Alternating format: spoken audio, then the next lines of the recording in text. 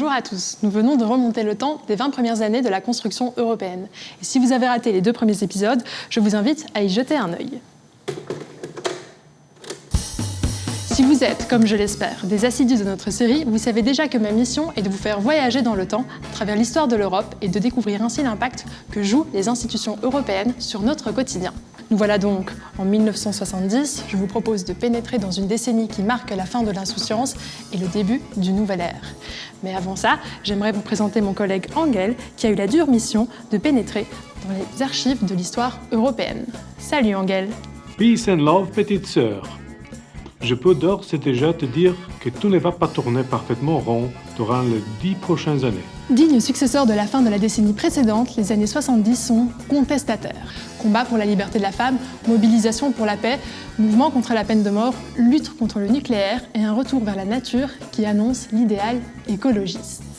L'Europe s'est construite sur la base de la solidarité entre 6 pays qui constituent désormais la CEE, la Communauté économique européenne. En soutenant le secteur de l'énergie et de l'industrie, l'Europe a essayé de garantir une paix durable après les horreurs de la guerre. En soutenant l'agriculture, la CEE permet à tout un continent de prospérer en dehors des jeux de pouvoir qui tiraillent le monde. La CEE soutient des régions qui sont plus défavorisées que d'autres. Elle augmente le standard de vie des citoyens européens. Et ce projet historique à 6 nations va en attirer d'autres.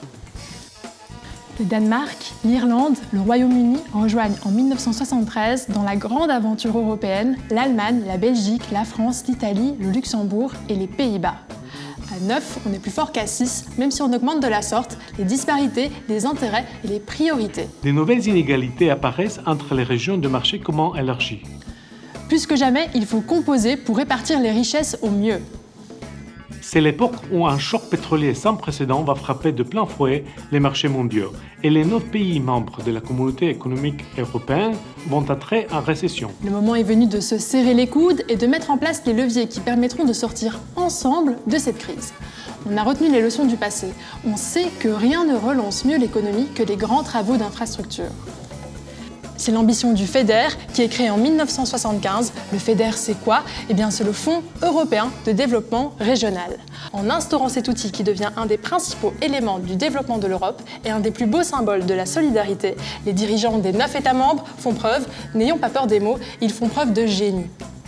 En effet, on fait d'une pierre deux coups.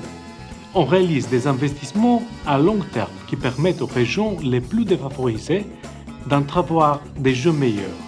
Et en même temps, on soutient les économies tant nationales qu'européennes. Routes, autoroutes, ponts, hôpitaux, logements sociaux, écoles, réseaux de télécommunications, soutien aux petites et moyennes entreprises.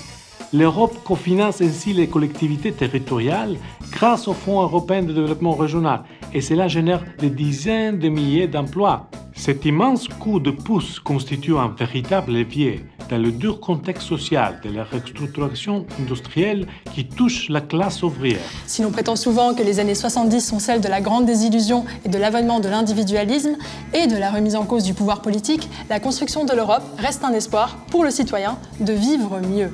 Et en parlant d'avenir, je vous propose de m'accompagner dans le prochain épisode consacré aux années 80 où l'on verra comment la communauté économique européenne va encore se développer et comment les citoyens vont mieux vivre ensemble. A plus, Angel. Do widzenia, Afsa!